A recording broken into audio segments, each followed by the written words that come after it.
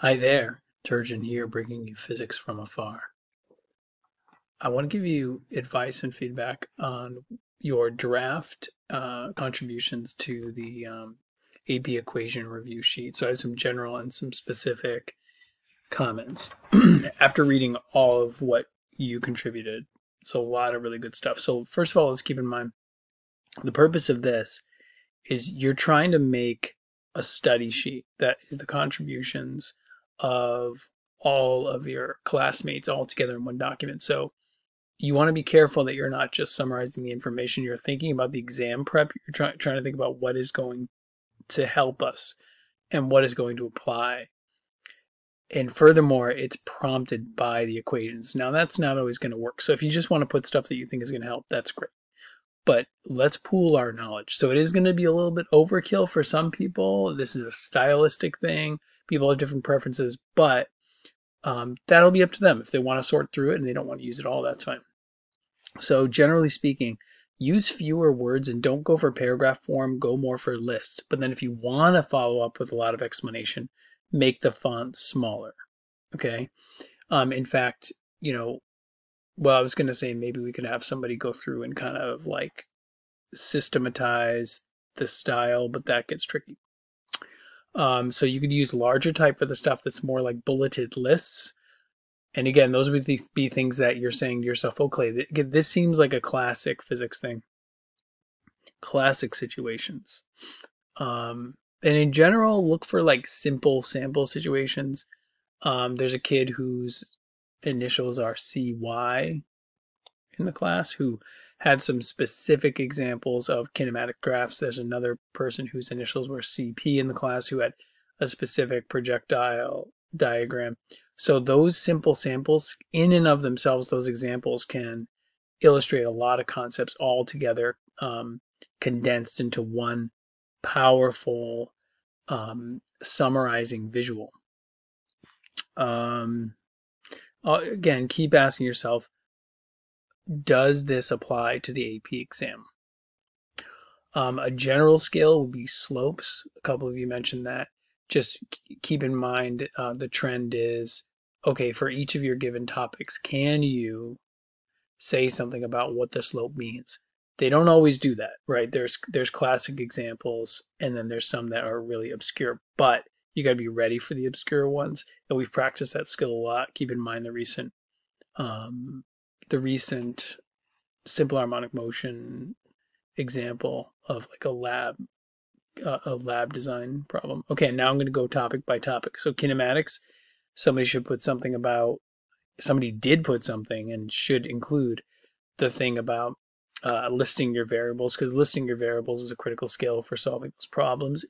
I would say almost especially when they're not numerical problems, when they're just general problems where all you get is some variables, because then you have to see what the relationships are. Remember graph archetypes, like there's certain graphs, for example, the kinematics graph of a position time graph of an object moving forward and speeding up. That's classic. If you know that one, then you can sort of extrapolate, well, that's a curve, so the other ones must be straight, that must be constant velocity, things like that. So don't be afraid to actually have sample graphs and know the rules for graphs and know the projectile motion map, know the rules for projectiles. So those are things I think you should include in here. And remember, your final assignment, you're all compiling and you're putting stuff into this. Dynamics, remember that the normal force and the weight are not always equal. Know how to do stuff on an incline.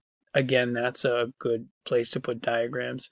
And incidentally, some of you inserted photos of your handwritten work of like entire pages. If you are going to insert photos, make them really, really, really small and make them float over the text. Don't make them interrupt the text. So remember that the emphasis in dynamics is the net force and not just any one individual force, and how the diagrams help you discern what the net force is. And it's good to throw in some example diagrams like, oh, here's a force at an angle, along with the example diagram for an incline. Circular motion. Remember the worksheet with circular motion applications, and the idea behind circular motion applications was they always have a net force, which is the which is the centripetal force, and that's determined as a positive direction toward the center. And you consider all the forces and you figure out, there must be a net force toward the center, and that there's a combination of forces that may be responsible for that, which varies depending on the situation. Make sure you put in the satellite problem. I know I'm talking fast. You guys can always rewind this or whatever. In momentum, a lot of you said stuff about conservation of momentum. Good. Let's be careful. Momentum is always conserved for all types of collisions. Mechanical energy is not necessarily conserved in all types of collisions, especially inelastic. Total energy is always conserved in collisions because if heat and sound and vibrations are generated, that's considered a form of energy. It's just not mechanical energy. So remember that momentum is a conservation law as long as there's no outside forces. Somebody should put something in about the center of mass rule that we learned, and how and when to apply the master equation. A few of you did mention the area of a force time graph. That impulse relationship is pretty reliably going to be on the AP exam, and the impulse momentum relationship. Sorry, I didn't scroll here, but this impulse momentum relationship, the deltas are really important. Frankly, I'll tell you, this delta t I don't think is as important, because if the graph said like from 3 to 7 seconds, you're going to ignore everything from 0 to 3, whereas the change in the momentum is a little more subtle, and that's more critical. Remember, it's not the momentum, it's the change in momentum.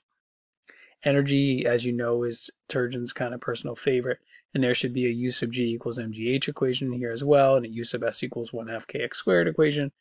And remember the distinction between the mechanical and total that I mentioned before. Also, very few people mention the work relationship. Work causes some form of a change in energy.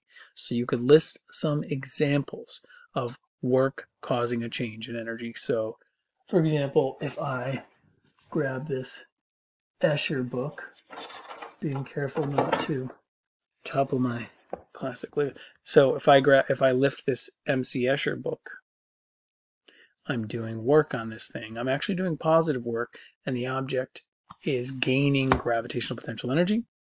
If I were to throw it, I'm doing, again, positive work, but the object gains kinetic energy. And I actually did net work in that situation too. So remember that work causes a change in energy. When we get to rotation, and I kind of mentioned gravitations. So you all said some good stuff here. Remember that the gravitational field is